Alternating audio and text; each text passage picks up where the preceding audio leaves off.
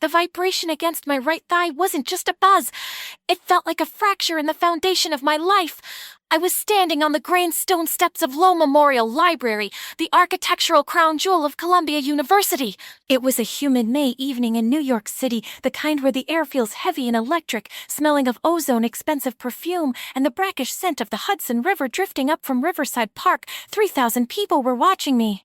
I was Lexi, the president, the golden girl of the class of 2024. I held a flute of lukewarm Prosecco in a manicured hand, my knuckles white from gripping the stem too hard. I was wearing a midnight blue silk gown that cost more than my parents' car, paid for, of course, by the scholarship money I wasn't supposed to have. Camera flashes popped like distant artillery fire in the twilight. Flash, a smile, flash, a wave. I was a machine, calibrated for charm. I locked eyes with donors, professors, and envious classmates, projecting an image of effortless perfection. Bust. Bust. The phone in the hidden pocket of my dress vibrated again. Long, urgent, angry. My heart skipped a beat, then slammed against my ribs. I knew the itinerary by heart. 8:45 p.m., Dean's intro. 9 p.m., my farewell speech. No one should be texting me. Everyone I knew was right here, sipping champagne and talking about their job offers at Goldman Sachs and McKinsey. A cold drop of sweat rolled down my spine, freezing despite the heat. I turned slightly, feigning a need to adjust my sash, and pulled the phone out. I shielded the screen with my body. One new message. Unknown number. I tapped it. The screen illuminated my face with a harsh blue light. An image loaded slowly on the congested campus Wi-Fi. It was a grainy PDF screenshot, but the numbers were razor-sharp in my mind. It was a 1040 tax form, my father's real tax return from 4 years ago. Not the one I had submitted to the financial aid office. Not the one where I had carefully, painstakingly edited the adjusted gross income using a pirated version of Adobe Acrobat in a dark room in Ohio. This was the original. The one that proved my family made $4,000 over the cutoff limit for the Need-Based Opportunity Grant, the grant that was currently paying for the roof over my head. Below the image, a text bubble adhered. I know the math doesn't add up, Lexi. You're a fraud. 9 p.m., the podium. You tell them the truth, or I send this to the dean, the financial aid board, and the NYPD. Tick-tock, man, President. The sounds of the party, the jazz quartet playing Coltrane, the clinking of glass, the laughter, faded into a dull underwater roar. The spotlights sweeping across the plaza didn't look like celebration lights anymore. They looked like searchlights from a prison tower. I looked up at the sky. No stars, just the hazy orange glow of the Manhattan light pollution. I was trapped. To understand the sheer, suffocating terror gripping my throat, you have to understand the construction of Lexi. The girl standing on the steps didn't exist. She was a fabrication. A golem built out of caffeine, ambition, and a desperate need to escape. I grew up in a resting town in Ohio, in a house where the carpet smelled like dust and the fridge was always empty by Thursday. My father was a contractor who worked 18-hour days and still couldn't outrun the economy. When my acceptance letter to Columbia arrived, the heavy, cream-colored envelope that smelled like old money, my parents cried. They cried because they were proud, and then an hour later at the kitchen table, they cried because they were broke. "We can't do it, honey," my dad had whispered, staring at his calloused hands. On paper, we make too much. But with the debt, we have nothing. I remember the rage. It wasn't a hot fire. It was a cold, calculating ice. I refused to be a statistic. I refused to stay in Ohio and work at the little diner until I died. I deserved New York. I deserved the Ivy League. So I fixed it. It took me 3 hours. I scanned the documents. I altered the numbers. I deleted an asset here, lowered a figure there. It was terrifyingly easy. When I hit submit on the FAFSA portal, my hands were shaking so badly I spilled my water. But it worked. The system accepted it. The money flowed. For 4 years, I have lived in a state of high-functioning paranoia. Every time I walked past the financial aid office in Hamilton Hall, I held my breath. Every time a generic administrative email landed in my inbox with the subject line, urgent, I felt bile rise in my throat. I expected the FBI to kick down my dorm room door every single night. To compensate, I became the perfect student. I had to be. If I was going to steal $250,000 in education, I was going to squeeze every drop of value out of it. I color-coded my life. I woke up at 5:30 a.m. to run along Riverside Drive. I became the president of the student council. I organized charity galas. I mentored freshmen. I built a fortress of achievement so high, so blindingly bright, that I thought no one would ever look at the foundation. I thought I had outrun the lie. In 12 hours I would have the diploma in my hand. I would be safe. But the past is a hunter, and it had finally caught the scent. Lexi, stop looking so serious. You're scaring the donors. I jumped, my champagne splashing over the rim. It was Sarah, my roommate and vice president. She was a vision in emerald green satin, her hair a cascading wave of expensive curls. Sarah was old money, Connecticut hedge fund money. She had never worried about a bill in her life. She grabbed my arm, her grip affectionate but tight. You're spacing out again. Are you rehearsing the speech? Stop it. You're going to kill it. You always do. I looked at her. Sarah knew that I snored when I was sick. She knew I hated cilantro. She knew I had a crush on the TA in our political science class, but she didn't know that I was a criminal. Yeah, I managed to choke out. My voice sounded foreign, like it was coming from a radio in another room. Just thinking about the future. Well, stop, she laughed, pulling me toward the buffet. Live in the moment. Look at this. We own this school tonight. I looked down at my phone again. 8:18 p.m. The message blinked at me. Tuk-tok, whoever sent this was here. They had to be. They knew I was at the party. They knew the time of my speech. I scanned the crowd, my eyes darting frantically, dissecting every face. Was it Mark? The guy I crushed in the election last year. He was standing by the fountain laughing loudly with a group of lacrosse players. He looked too happy, too relaxed. Was it Jessica, the former treasurer I fired for incompetence? She was standing alone near the Hordes-overs, looking bitter. She caught my eye and scowled. Or was it someone closer? A friend? A professor? A new text bubble appeared. I see you looking, Lexi. You won't find me, but I see you. You look pale. You should drink some water. Felonies are dehydrating. The word felony hit me like a physical blow. Fraud over $50,000. That wasn't just expulsion. That was prison. That was my face on the New York Post cover. That was my parents watching the evening news in Ohio, their hearts breaking all over again. I couldn't breathe. The corset of my dress felt like a vice crushing my lungs. The humidity of the New York night felt like a wet wool blanket wrapped around my face. I need the ladies' room, I guessed to Sarah, pulling my arm away. Lexi, Sarah's mouth faltered. Are you okay? Fine. Just nerves. I lied. Again, always lying. I fled to the bathroom in Philosophy Hall, the heavy wooden door swinging shut behind me, muffling the jazz music. The bathroom was empty, smelling of bleach and lavender. I locked myself in the handicap stall and sank to the floor, not caring about the $500 dress. I put my head between my knees, trying to force oxygen into my blood. Think, Lexi. Strategize. You are the president. You fix things. Option A, I ignore the threat. I give the speech. Result, they send the email. The dean gets the PDF. The police are called. My life ends in scandal. Option B, I run. Right now. Result, I leave the campus. I take the 1 train to Penn Station. I get on a Greyhound bus to... Where? Anywhere. I disappear. I become a waitress in a diner in Arizona.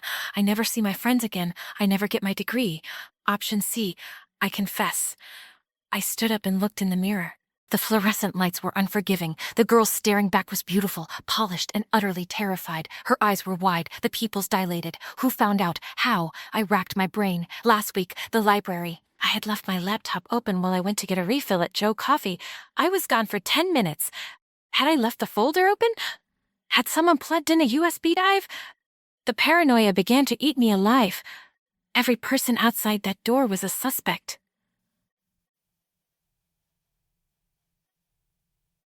I had to know.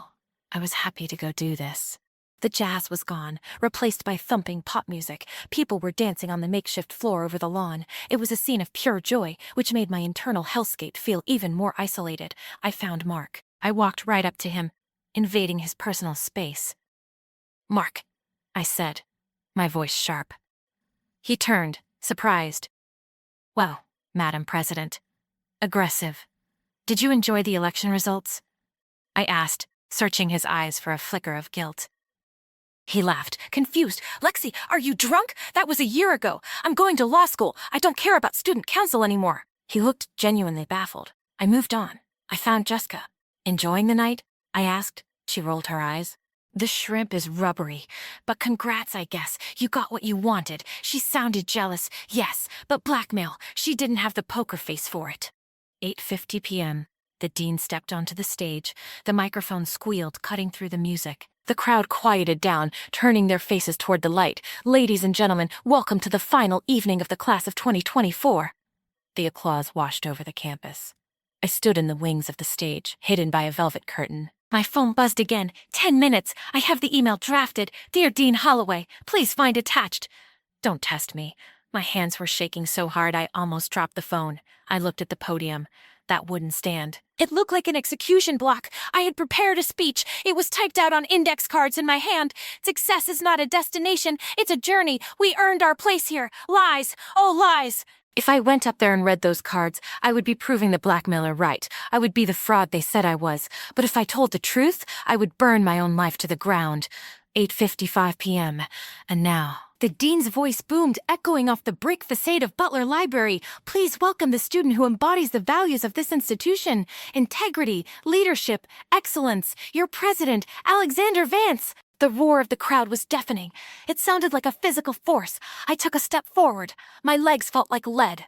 I walked up the stairs. 1, 2, 3. I reached the podium. The spotlight hit me. It was blinding. A wall of white light. I couldn't see the audience. I couldn't see Sarah. I couldn't see the blackmailer. I was alone in the universe, suspended in a beam of light, with nothing but my lies to keep me warm. I gripped the sides of the podium. The wood was smooth and cool under my sweaty palms. I looked down at my index cards, the prepared speech about integrity. The irony tasted like copper and ash in my mouth. The silence stretched. 5 seconds, 10 seconds. The crowd shifted uncomfortably. Someone coughed. My voice cracked. The microphone amplified it, sending a screech of vulnerability across the quad. I wrote a speech for tonight. I said, my voice gaining a tremble that I couldn't suppress.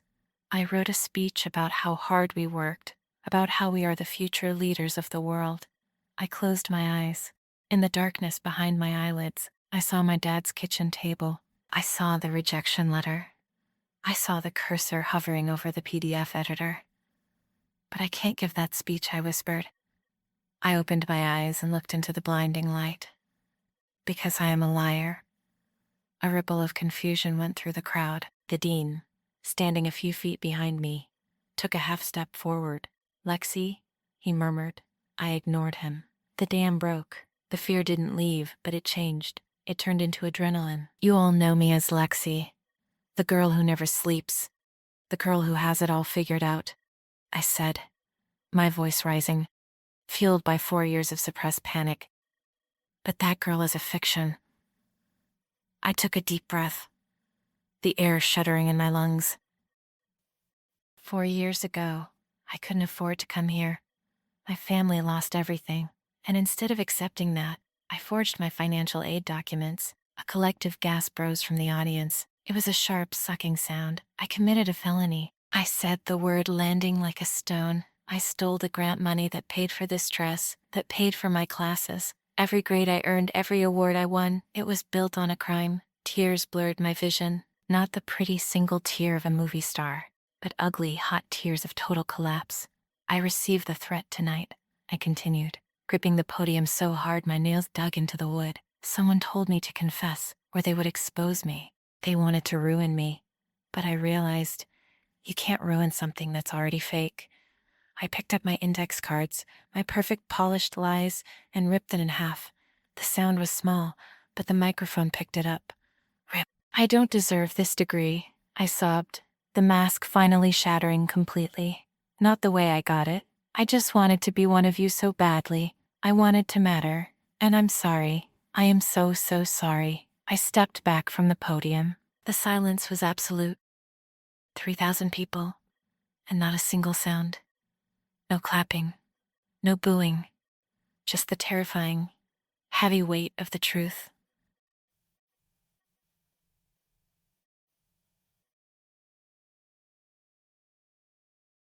I walked off the stage. I didn't wait for the dean to dismiss me. I walked down the stairs, my heels clicking on the stone, echoing like gunshots in the silence. I expected handcuffs. I expected the campus police to tackle me. Instead, the crowd parted. People stepped back, as if I were contagious. I saw faces I knew, friends, study partners, looking at me with mouths open, eyes wide with shock. I reached the bottom of the stairs and kept walking, past the fountain, toward the shadows of the trees. I collapsed onto a bench, my legs finally giving out. I buried my face in my hands and waited for the end of the world. Lexi. It wasn't the police. It was Dean Holloway. He stood over me, his face grim. Behind him were 2 security guards. "Come with me," he said softly. "Now." The walk to his office was the longest of my life. The party music had resumed, awkwardly, in the distance, but the joy was gone. In his office, surrounded by leather-bound books and the smell of old paper, the interrogation began. "Is it true?" he asked. He looked tired. He looked like a grandfather who had just watched his favorite grandchild break a window. "Yes," I whispered. "All of it. You can check the IRS records. Why, Lexi? You were our best student. You were exemplary." "Because I was hungry," I said, looking him in the eye. "Because the system said no, and I couldn't accept that." He sighed, taking off his glasses and rubbing the bridge of his nose. "You know what happens now. The degree is suspended. There will be a hearing. The police, we have to report the misuse of federal funds." "I know," I said, and strangely, I felt lighter. The sword of Damocles had finally fallen. It hurt, but the waiting was over. I was released an hour later, told not to leave the city. I walked out to the quad. It was mostly empty now. The party had died. Lexi, Sarah, was running toward me. Her mascara was running down her face. She looked furious. "You idiot," she screamed, shoving me. "You absolute idiot." "I know," I said, flinching. "Why didn't you tell me?" she cried, grabbing my shoulders and shaking me. "My dad. We have money. I would have loaned it to you. We could have started a GoFundMe. Anything. Why did you have to lie to me?" "Because I was ashamed," I choked out. "I didn't want to be the charity case, Sarah. I wanted to be your equal." Sarah stared at me, her anger crumbling into sadness.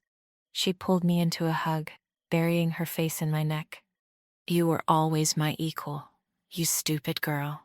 You were always better than me." I didn't graduate. The next 6 months were a blur of lawyers, courtrooms, and plea deals. I had to pay back $40,000. I avoided prison only because I had confessed publicly, and because the university didn't want a trial that would highlight how easy their system was to hack. I got a job as a paralegal.